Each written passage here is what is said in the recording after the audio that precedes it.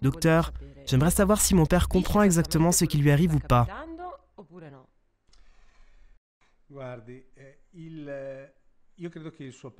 Écoutez, je pense que votre père comprend, même si personne ne peut l'affirmer avec certitude. Cependant, je crois qu'à un niveau très profond, votre père a conscience de ce qui lui arrive.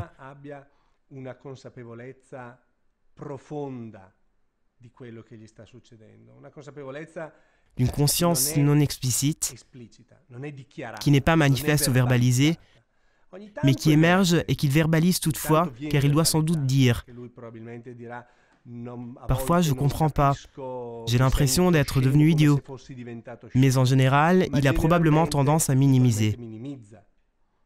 Oui, lorsqu'on lui pose des questions à un sujet, il répond « Ma mémoire va bien, très bien. » Mais tout de suite après, il se plaint. Il a des malaises un peu spéciaux. Il a la tête qui tourne, il est confus, mais il ne parle pas de sa mémoire. Bien sûr, c'est ce qui arrive dans la plupart des cas. Mais le comportement de votre père me porte à croire qu'il sait inconsciemment que son cerveau ne marche plus comme avant. Une conscience précognitive.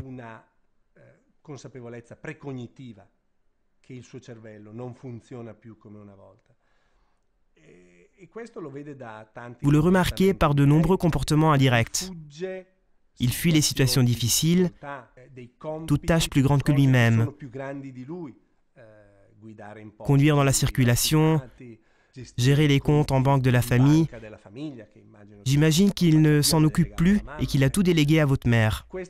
Ces comportements de retrait laissent supposer l'existence d'un niveau profond de conscience qui porte le patient à vivre dans une condition d'angoisse constante. Imaginez comment vous vous sentiriez si tout d'un coup vous ne vous rappeliez plus ce que vous avez fait la veille, il y a une semaine, il y a un mois.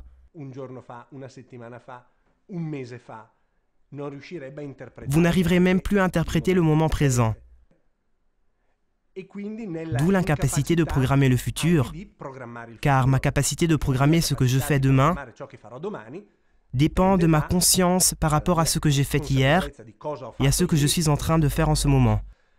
Votre père se trouve donc chaque jour en équilibre, sur le fil du rasoir, dans un présent qu'il ne comprend pas, entre un passé dont il ne se souvient plus et un futur qu'il ne parvient pas à programmer. Cela déclenche une condition d'angoisse existentielle que nous avons du mal à comprendre, mais que l'on devine par de nombreux comportements qui révèlent le trouble du patient.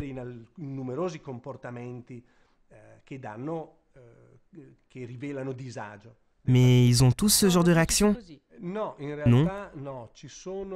En fait, chez certains patients, généralement ceux qui ont un niveau scolaire supérieur, les patients qui ont eu dans leur vie une activité professionnelle très intense au niveau du savoir, ont une conscience très forte lorsqu'ils développent un problème cognitif. Ils arrivent même, naturellement dans les premières années de la maladie,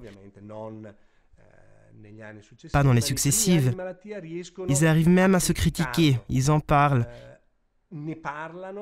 très souvent, de façon presque obsessive. Chez ces patients, on constate même un niveau d'angoisse majeur.